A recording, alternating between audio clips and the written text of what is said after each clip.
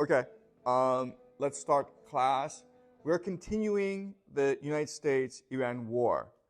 As I've said in the previous class, the United States will invade Iran. We don't know when. It might be 2 years from now. It might be 6 years from now. Okay, but eventually it will happen.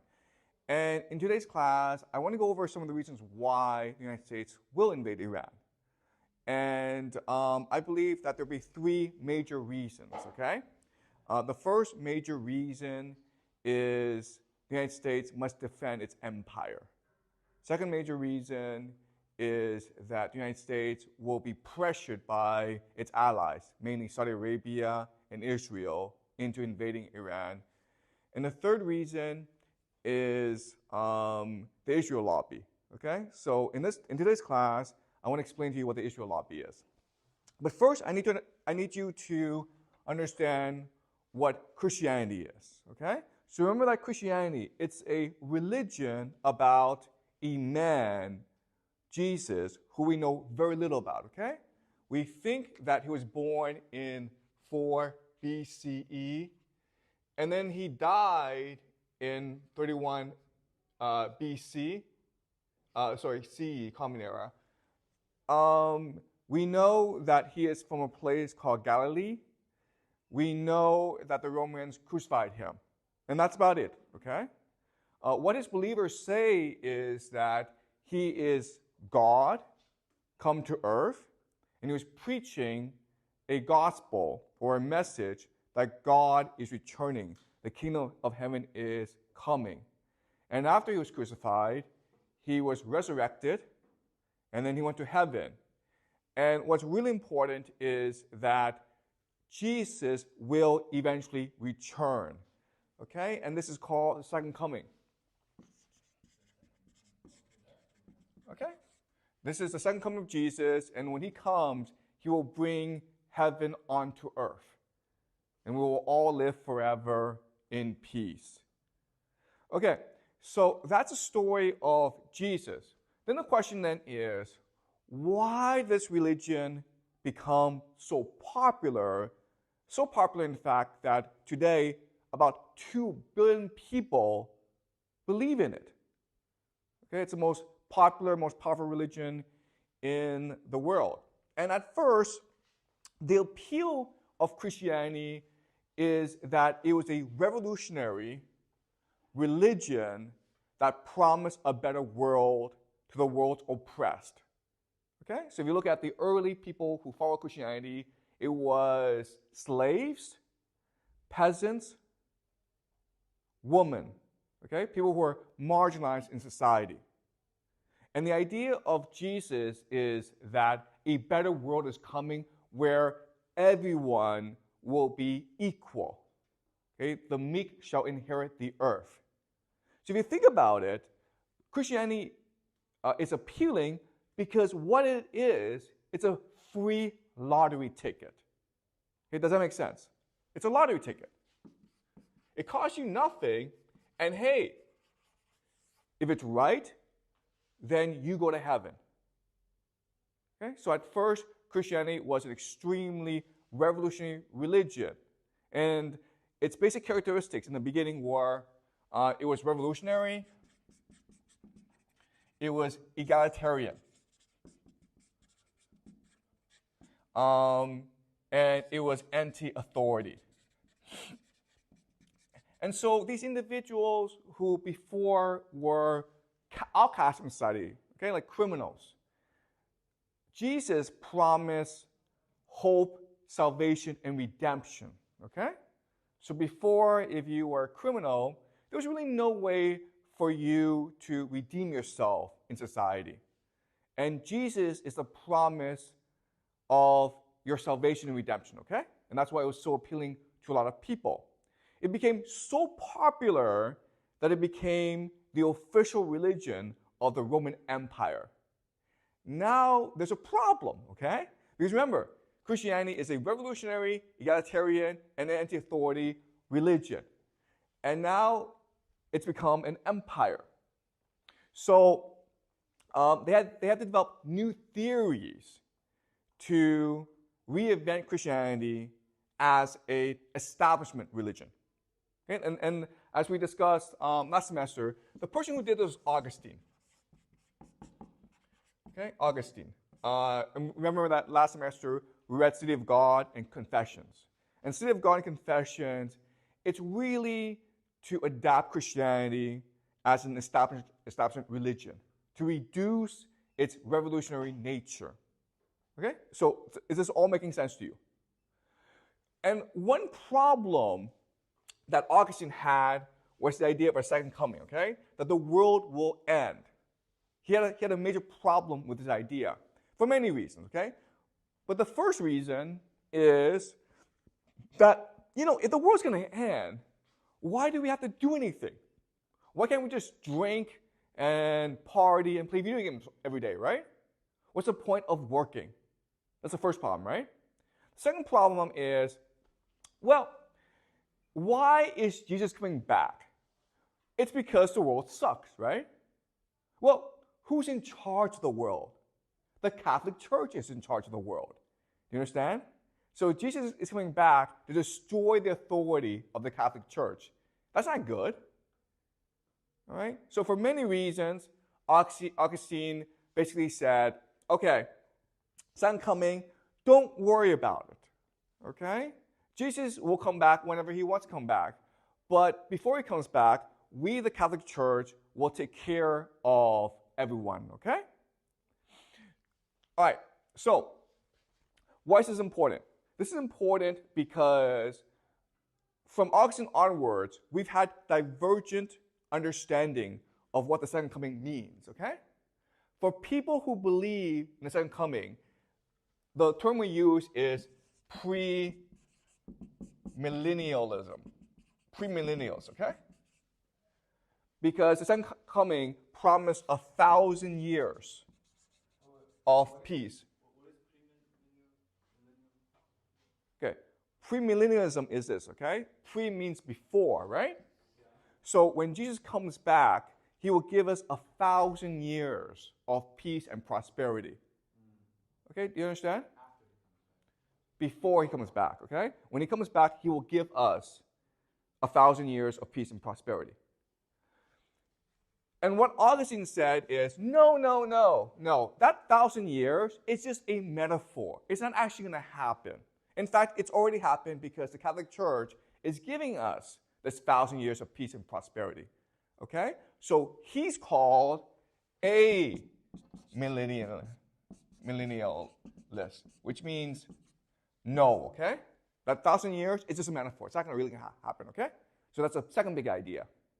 Now, as we know, because all power became concentrated in the Catholic Church, there's a rebellion against the Catholic Church called the Reformation. Okay? The Reformation. And the idea of the Reformation is God did not mean for his authority to be established in the church, to be held by priests. God is meant to speak to all of us through the Bible. Okay, so what the major difference between the Catholic religion and the Protestant religion is Catholics are not allowed to read the Bible. They don't read the Bible. Whereas Protestants must read the Bible. They must seek meaning and guidance from their interpretation of the Bible. Okay? And because of the Reformation, you now have thousands, tens of thousands of different religions spawning up, okay? Does that make sense? All right?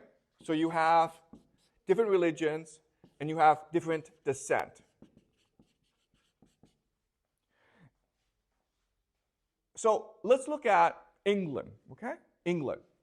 So England, there's a king, and before the Catholic Church was supposed to have authority over the king. And of course, the king did not like that, so he supported the Reformation, and he changed the Catholic Church into something called the Anglican Church, okay? Or the Church of England, which he would have authority over. But once the Reformation started, again, you are now allowed to read the Bible. And because of that, you have thousands of new religions coming up in England, okay? And they believe different things, but one thing that they all believed in is the Bible is the supreme authority. Okay? The Bible is the supreme authority, not the king. Right? So this started a major conflict between these groups and the king. And these people are called dissenters.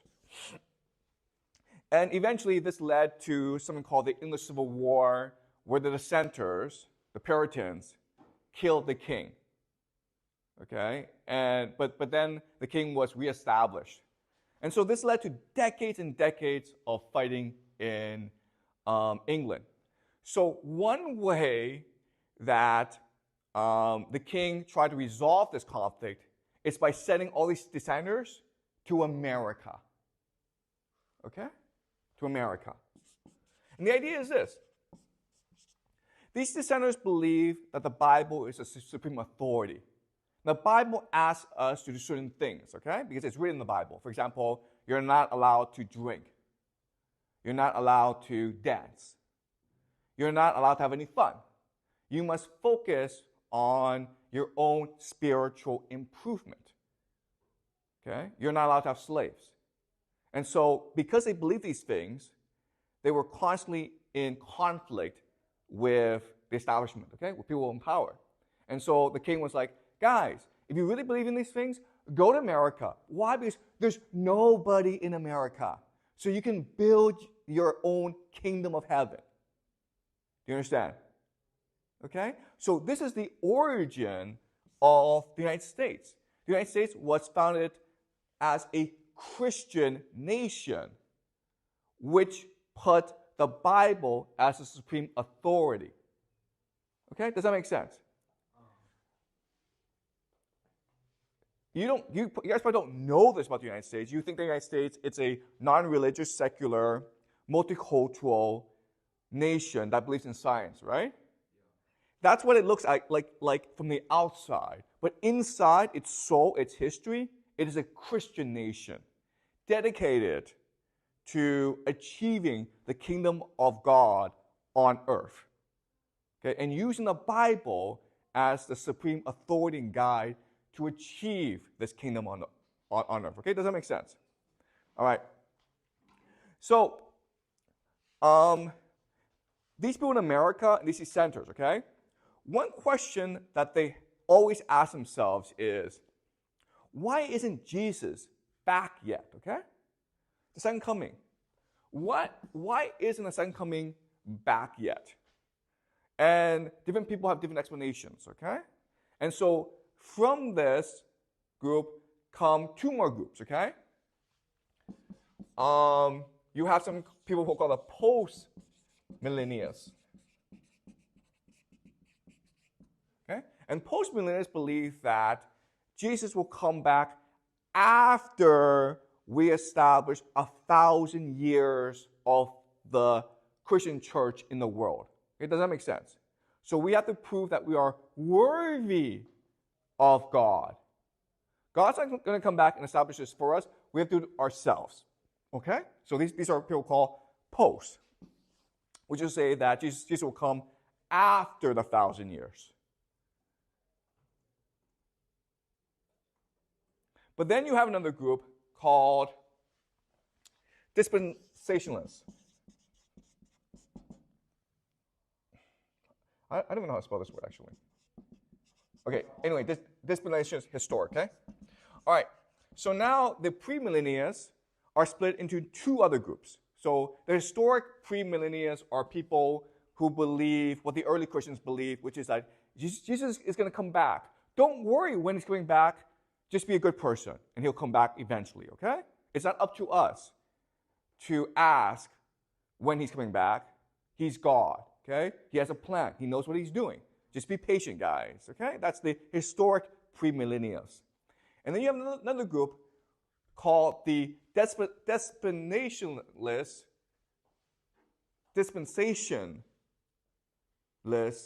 premillennialists, okay?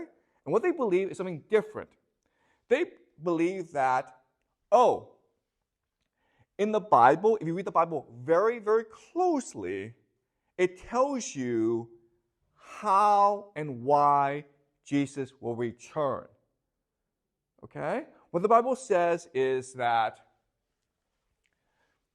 there must be a nation called Israel, okay? And Israel is a nation of Jews. And then Israel has something called the temple, because that's where God resides, okay? It must have the temple. And then what will happen, according to the Bible, is that the Antichrist, okay, or Satan, lives. Okay. Then there will be an Antichrist, okay, Satan, who will be the great deceiver. He'll pretend to be God. He'll pretend to be Messiah, but he's really Satan, okay? And then he will launch a war when all the nations of the world will try to attack Israel. And at this point, Jesus will come back, and he will destroy the Antichrist. He will save Israel, and he will usher in 1,000 years of peace. And then 1,000 years later, you'll have the last judgment, where God will judge us to be either worthy or not worthy. If we are worthy, we'll live on forever.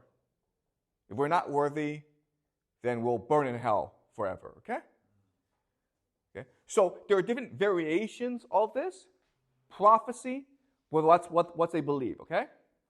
So in other words, the historic premillennialists, what they believe about the coming of Jesus is it's a promise, okay? Jesus promises to return. He's God. He will keep his promise. He's probably very busy right now with other things, so don't worry about it, guys, okay? Let's just be patient and trust in Jesus. Okay? That's what they believe. But the dispensationalists, premillennialists, believe that the prophecy, it's a plan. Okay? It's something that we must achieve to bring Jesus back. And if we do what the Bible tells us to do, which is to say, to have Israel as a nation run by the Jews, to have the temple, and then to face the Antichrist, then Jesus will return. Okay? Does that make sense? Okay. Now, so these are the 4 different views of the end times. Okay? You have the historic premillennialists who believe that Jesus has promised to return. Let's just wait, guys. Don't worry about it. You have the dispensationalists, premillennialists, who believe that we have to work hard to bring Jesus back, okay? And then you have the amillennialists who are like, no, the 1,000 years, it's just a metaphor. It's not going to happen. Don't worry about it, guys, okay? And then you have the post-millennialists who believe that it's up to us to establish a good world. Jesus is not going to do it for us. If we do this, then Jesus will return, okay? And so, but remember, guys, okay, this is a very simple version of the 4 different beliefs. Even within each belief, there are variations, okay? Because again, there are 2 billion people who believe in Christianity, and they all believe something different, okay? Does that make sense? All right, are we clear about the 4 different ideas? Any questions? Okay, so so you don't actually have to remember this, okay? But all I'm trying to show you is that even within Christianity, there's a debate, okay? But there's a concern, an obsession as to when Jesus will return and how he will return. Okay, does that make sense? All right. So, this is important. Now, most Christians don't believe in dispensationalist premillennialism, okay? In fact, most Christians believe that dispensationalist premillennialism is actually pretty evil. Why? Why would it be evil? We cannot believe in dispensationalist premillennialism because it's evil. Why? As a Christian, why would you think this is evil?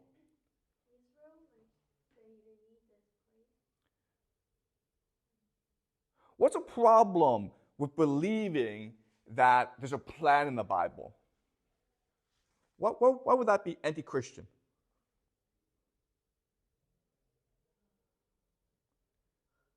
Okay, so this is hard, okay? But the idea is that with this plan, you're trying to manipulate God. Okay, does that make sense? Okay, you're trying to force God to return, and you shouldn't do that. If you believe in God, then you will trust God, and you will try your best to be a good person, which is what the Bible asks you to do. And when God returns, it's none of your business. Okay, it's not our concern. So the dispensationalist premillennialists are an extremely controversial minority within Christianity, okay? Most Christians don't actually believe this. And they find that a lot of these beliefs to be evil. And maybe even blasphemous, okay? You're insulting God with this sort of thinking. Okay. The problem is that of all these groups, the dispensationalist premillennialists, are the most organized, and they're the most fanatical. They really believe that this is true, okay? And we know that throughout history, those who achieve their objectives are people who tend to be the most united and who are the most fanatical in achieving their objective, okay? That's the first point. Second point is that this sort of belief thrives in a time of massive uncertainty and inequality, like the time that we are living in today, okay? Where inequality is growing, where there's more instability and uncertainty. So in other words, there are more and more people who believe in dispensationalist premillennialism. Okay, does that make sense? Okay. All right. So why this is important is that dispensationalist premillennialists, as Christians, have done a lot to cause conflict in the Middle East. Okay? So they're the ones who are actively encouraging conflict between the Palestinians and the Israelis. They're the ones who want Israel and Iran to go to war. Why? Why are they actively encouraging conflict between the Palestinians and the Israelis? Why are they encouraging a war between Iran and Israel? Why would they want a war between Iran and Israel? They want Israel back. Well, Israel is already back. Why? Because it's part of the prophecy. Do you understand? It's part of the prophecy. The prophecy is that Israel must first be reconstituted as a nation. Okay, this happened in 1948. And then Israel must go to war with other nations. Okay, does that make sense? So these Christians are actually promoting war between Israel and its neighbors. Okay? Does that make sense? All right. Okay. So now the other thing is that after the Reformation, okay, they developed a new theology called Christian Zionism.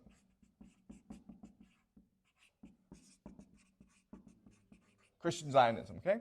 What is Christian Zionism? Christian Zionism is the belief that as a Christian, you must support Jews in the return to Israel. Okay? So because remember that Israel as a nation was only founded in 1948. And then basically in about 70 BCE, the Romans burned down the temple, okay? So for about almost 2,000 years, really, the Jewish people have not lived in, the Jews were not in control of Israel, okay, for about 2,000 years. And there are Christians who believe that it is our responsibility, it is our duty to help Jews take control over Israel. Okay? And they believe this for many different reasons. So Christian Zionists, some may believe that that's what the Bible says. God promised Israel to the Jews. Okay?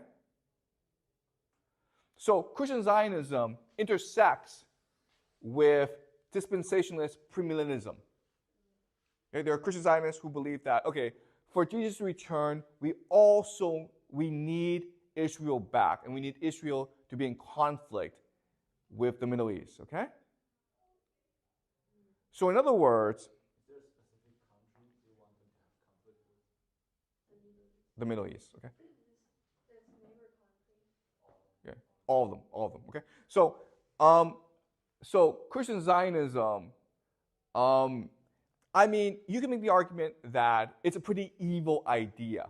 Why? Because they're using the Jewish people as a tool, as a mechanism in order to achieve what they believe, which is the return of Jesus.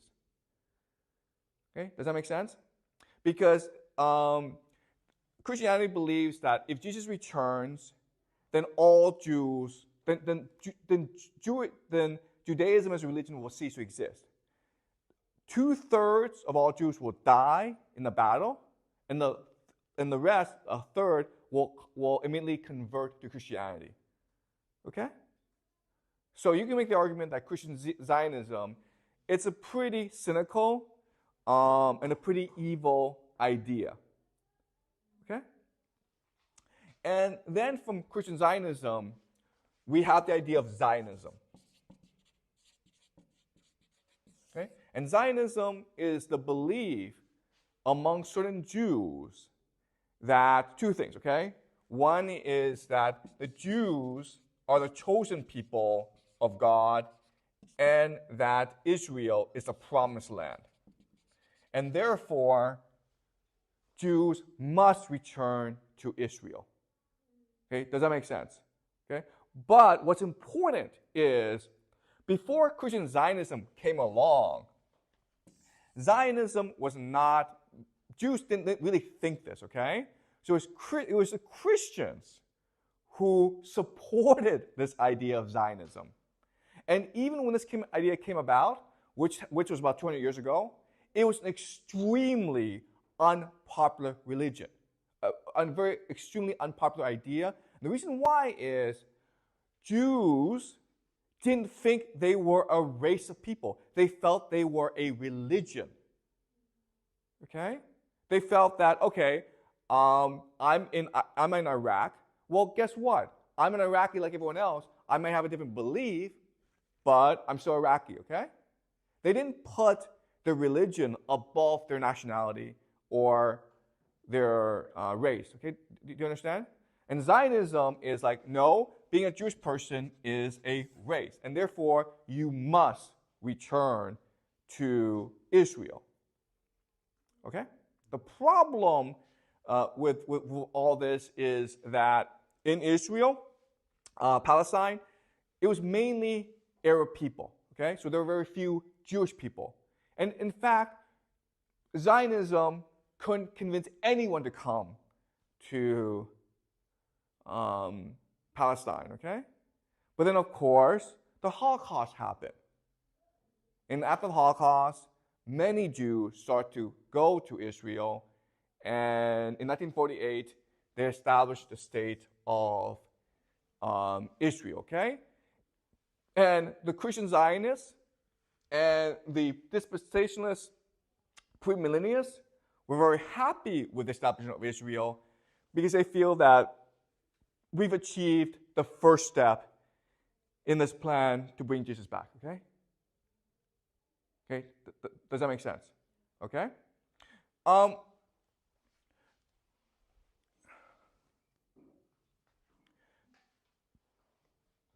So, to summarize, the main message is this, okay?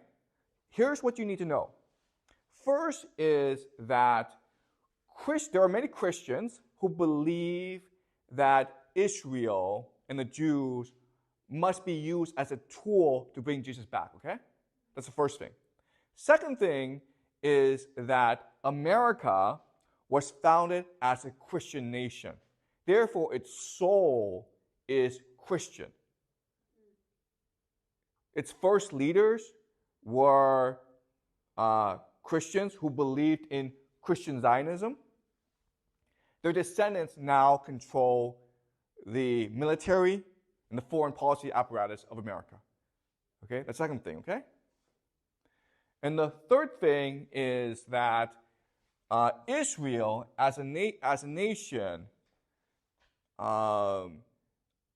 thinks that it can use Christian Zionism in order to advance its geopolitical interests, which is to basically gain control over the Middle East. Okay, do you understand?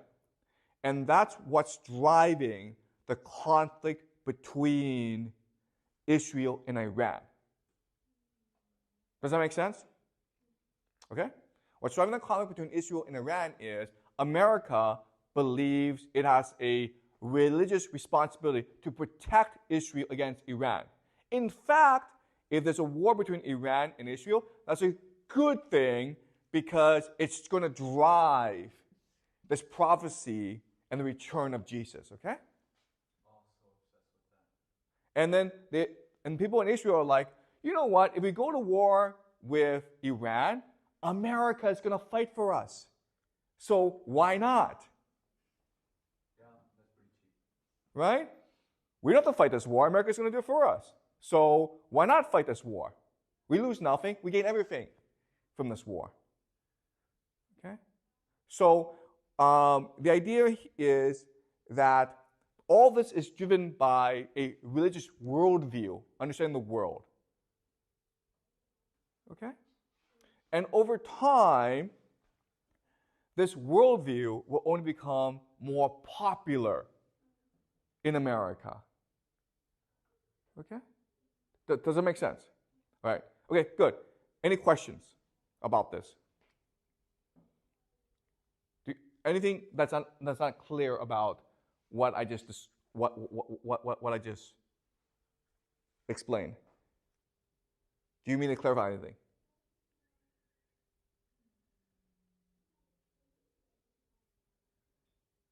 So why like Jewish they don't like believe like they put their nationality first instead of like believe the religion? Okay. I don't really understand the question. Can you repeat the question?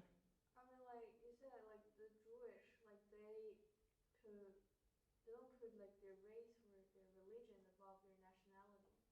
So why? But I think the Christians they believe in the religion more. Right. So okay. So both Judaism and Christianity are religions. Okay. There's no race. There's no race to the idea of Christianity, right? You can be Chinese and Christian. You can be American and Christian. It doesn't matter.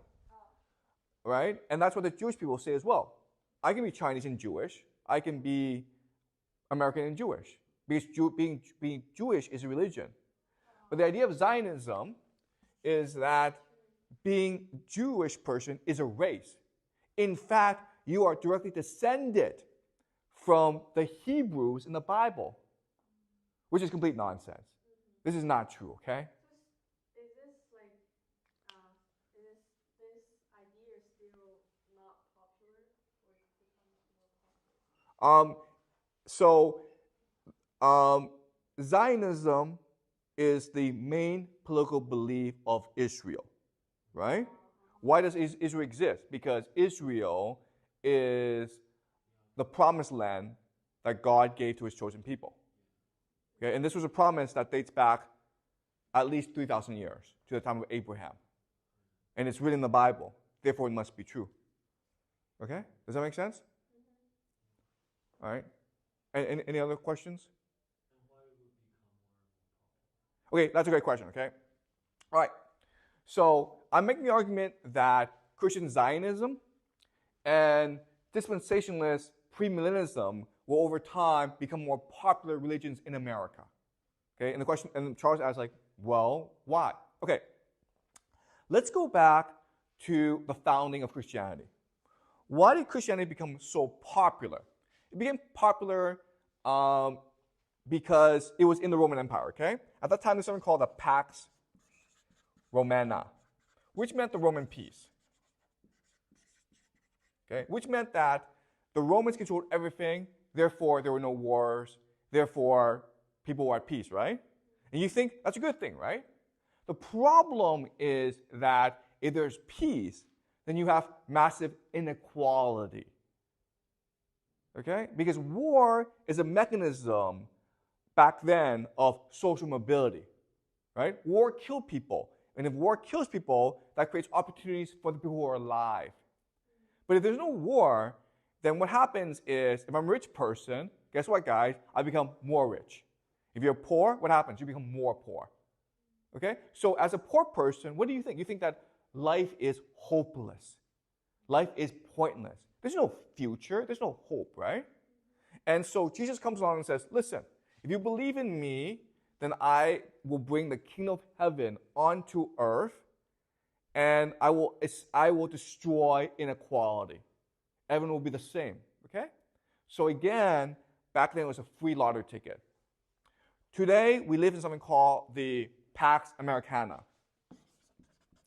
And the Pax Americana, same thing where for the past 70 years, there's been peace around the world, right? Very few people have died. But all that means really is that inequality has increased. Fewer and fewer people have money, okay? Guys, billionaires make no sense. Do you understand? Why should a few people have all the money? That makes no sense. Because money is meant as a mechanism of exchange and transaction, right? You use money, you should spend your money. If it's all in the bank, what's the point of that? Okay? So having billionaires is a bad thing. And if you go to America, you'll find that there are many young people who feel that like life is pointless. Okay? So they're looking for alternatives. You understand? And this idea of dispensationalist premillennialism, which is like what's happening right now in Israel will lead to a better world, that's kind of attractive to you. You understand? Right? To these people who think life is meaningless. Why do they feel life is meaningless? Well, because you're poor and you're stuck being poor. Guys, imagine you are a delivery person in China, in Beijing, okay? You're like a Kuai right?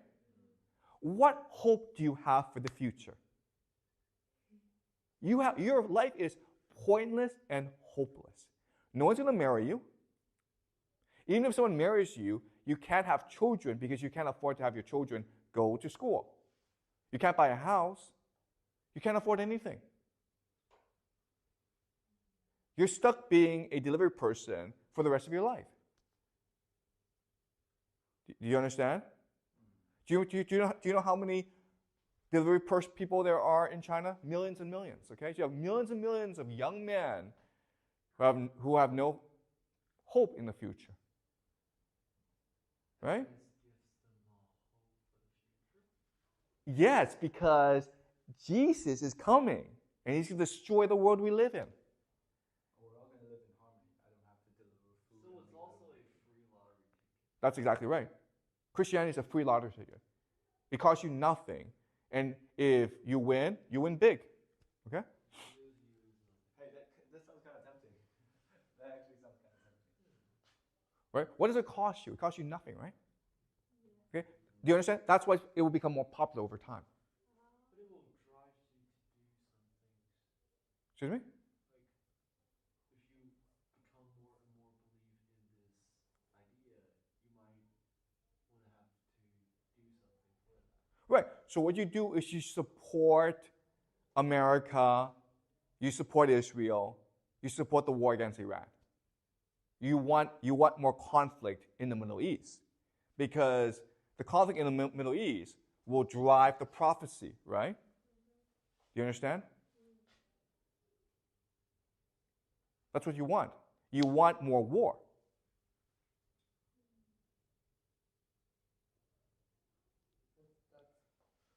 That's against the idea of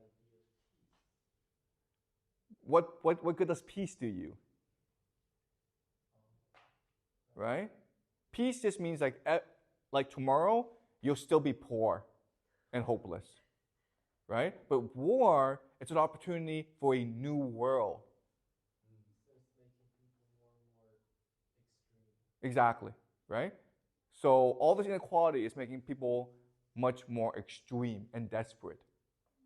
Right? Which will lead more people to believe in dispensationalist premillennialism. Okay? But does the government want this instability? The government, of course, does not want any instability. But what can the government do about it?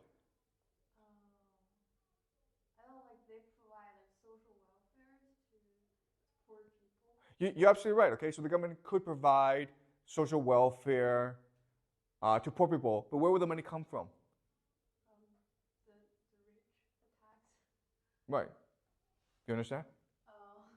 Okay. Fine. Okay. Who's more dangerous to you? A few rich people or millions of poor people?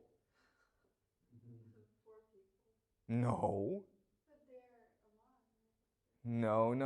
right? No. A few rich people are much more dangerous than millions of poor people. Do you understand? Like millions of poor people. But if millions of poor people united, they can. That's right. United, right? Poor people don't know how to unite. So this is a opportunity for them to unite. That's right. Oh. Okay. Bling. That's logical.